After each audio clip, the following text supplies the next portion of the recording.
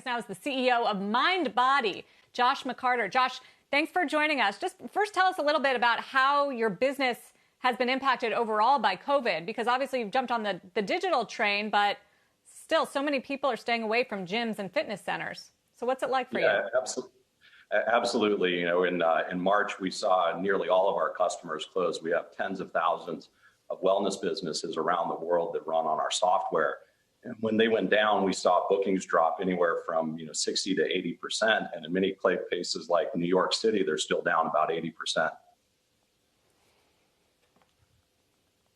What's happened as the country has reopened? Have you seen people eager to get back to gyms, or could this be more of a permanent phenomenon that they're going to stay away? No, we've done a lot of consumer research. In fact, every month we're doing consumer and business research. And what we see is that 95% of consumers say that they want to go back to their pre-COVID workout habits. And so that's something that we see as different states reopen. Now, about half of those, though, say that they want to add some type of virtual component to their workout regimen. So that could be either on demand or streaming. How have you had to change your focus and your business to address what consumers want, whether it's working out at home or what they want from their gyms in terms of safety?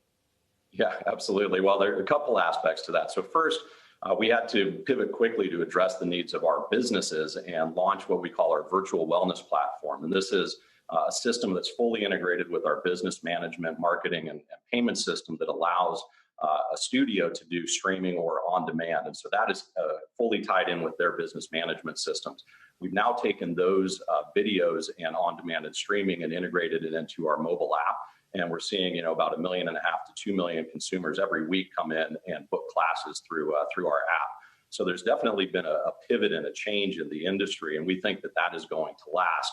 We're coining the term a hybrid business model, which is what we think will be the future, where businesses are going to have to offer both in-person and virtual classes to their consumers. Now, on the topic about returning to the gyms, most businesses right now have made plans for reopening. They're looking at everything from checking temperatures as people come in, reduced class sizes, even reduced occupancy. So gyms where you used to just walk in and have a workout, in many cases now are going to require an appointment ahead of time. Hey, Josh, I mean, if you're an instructor, how can you possibly be making now through digital workouts or lessons what you were making in person before? Yeah, it's definitely an issue. I mean, the economics of the entire wellness industry is changing. If you take a look, first of all, at just capacity limitations, most states and countries, when they reopen, are only reopening with 25, maybe 50% of capacity. And frankly, these businesses were just never meant to run on that. No business is meant to run on 25 or 50% capacity. And so that flows all the way down through, obviously, to the instructors that are providing those services.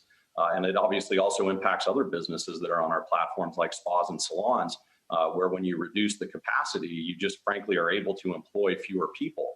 And that's really one of the things that's a shame about the way that, that I think the pandemic has been handled with the wellness industry, is that, many of these businesses are small and medium businesses that form the backbone of the U.S. economy.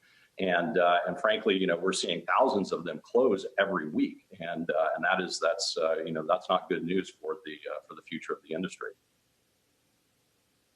Yeah, we're watching this stock video from your company about people getting facials and all these classes, all things that cannot happen right now during a pandemic. Right, yeah. So you were just talking about the impact on businesses across your sector. How do you expect this to look, say, in the next 6 to 12 months? How many businesses are actually going to close? Well, we don't have a view on how many businesses will close, but, we certainly have seen that in markets that reopen, the bookings rebound rapidly. In fact, in some markets, we were even looking at that Hong Kong and Australia, that when they reopened, the booking levels went back to higher than what they were pre-pandemic. And so we think that there's going to be a fundamental shift. I mentioned this hybrid model, that's going to be what we'll see in the fitness industry. And then separately in the spa and salon industry, we're talking about a low-touch journey where it's almost like an Uber-like experience where somebody can book on a mobile app, they can show up and check in remotely.